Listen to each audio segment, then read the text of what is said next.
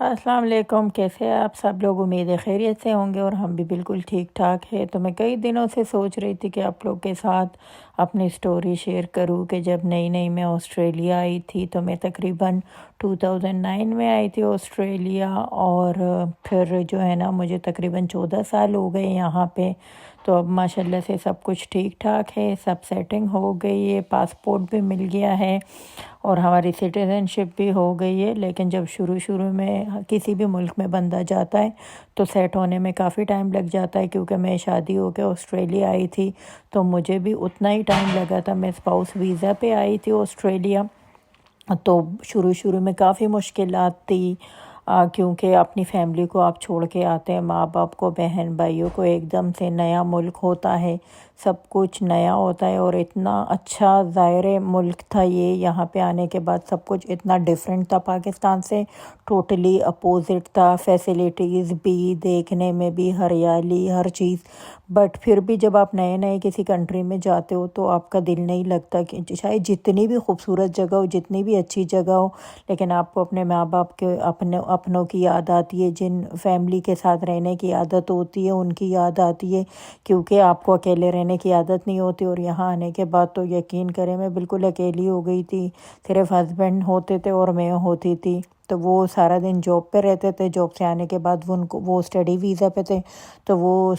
College چلے جاتے تھے، اور میں سارا دن بس یہی انتظار کرتی تھی کہ کب وہ گھر آئیں گے، اور ان کے لیے کھانا بناتی تھی، اور بس پھر بیٹھ کے انتظار کرتی تھی سارا دن میں 2-3 موویز وغیرہ دیکھ لیتی تھی میں، کیونکہ اور کوئی ایکٹیویٹیز تو ہوتی نہیں تھی، بچے بھی نہیں تھے۔ کرن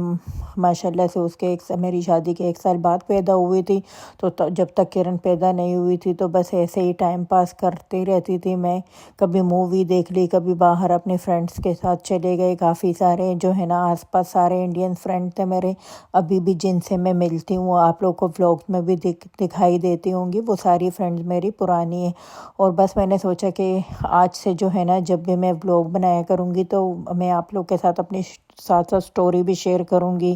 تو جب میں 2009 میں آئی تو شادی ہو کے آئی، اس کے بعد کرن پیدا ہوئی 2010 جنوری میں، اور اس کے بعد تو لائف بالکل ہی چینج ہو گئی، بیزی ہو گئی۔ تو ہم لوگ یہاں پہ ایک ایریا ہوتا تھا میلبرن میں، ایک ایریا ہے سن شائن، ہم وہاں رہتے تھے، ہم کافی ٹائم وہاں رہے ہیں، اور سارے فرینڈز بھی میرے وہیں پہ رہتے تھے سن شائن میں۔ میں آپ لوگ کو کبھی ملواؤں گی ان سے، مطلب آپ مل تو چکے ولاگ میں، لیکن آپ سے میں نے تعارف نہیں کروایا، سب کا الگ الگ، تو میں تعارف کرواؤں گی۔ سب کے بچوں کی ایج بھی تقریباً آلموسٹ سیم ہی ہے، تو ہمارا ٹائم اچھا کٹ جاتا تھا۔ اس کے بعد تقریباً جب کرن 1-1.5 سال کی ہوئی تب میں نے جاب سٹارٹ کی، اور پہلی جاب میں نے ایک فیکٹری میں کی تھی،